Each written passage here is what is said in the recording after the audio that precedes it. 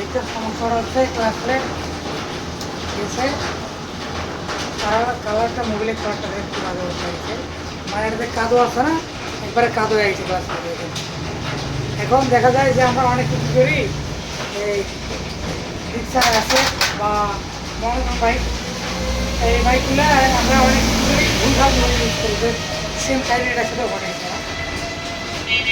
কোথা থেকে কী মোবিল হইলে কিছু অনেক হাই গ্রেডের মোবিল, আপনারা ভুল করবেন না কখনো। এই বাইকগুলোর মধ্যে অবশ্যই 10-40 গ্রেডের মোবিল ইউজ করার চেষ্টা করবেন। বাইকটা নিয়ে লং ট্যুরে গেছিলো, আসার পর না আসার পথে তার এই অবস্থা।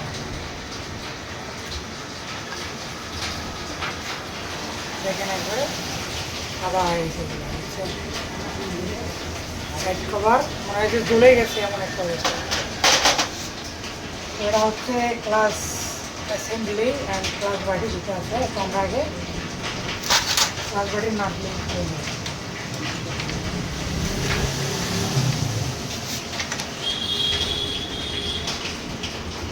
আমরা যারা বাইকের মেনুলি যে বুঝি না কাজগুলো করাই যেখান সেখান থেকে, আমি রিসেন্ট কিছুদিন আগে আপনার একটা হিস্ট্রি আপনাকে বলি।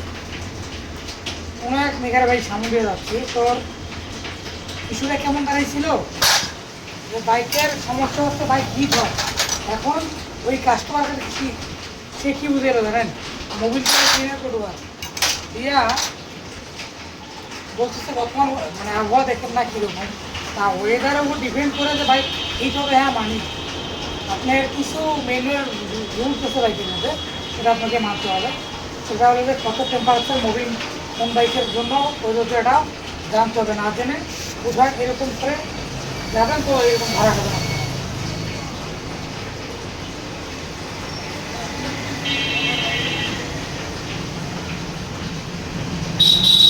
আমাদের ক্লাস বাড়ির যে 5টা মাস হবে, তো 5 মাসের ক্লাসে তখন আমরা ক্লাসে আপনারা একটা দিতে ক্লাস আপনারা কিন্তু বসে যেতে হবে, যে অবস্থাটা মানে রেখে চেঞ্জ করে দিতে হবে যে অবস্থা। ক্লাস তুলে গেছে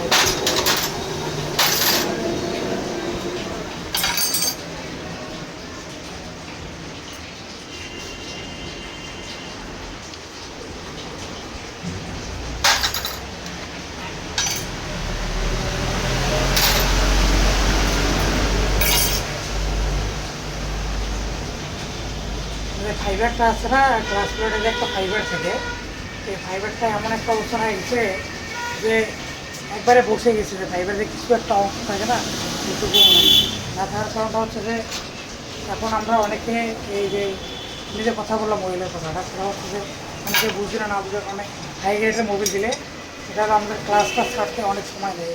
আমরা যদি একবারে ছেড়ে দেই তাহলে দেখা যাবে যে ক্লাসটা সহজে ছাড়ে না জামার থেকে।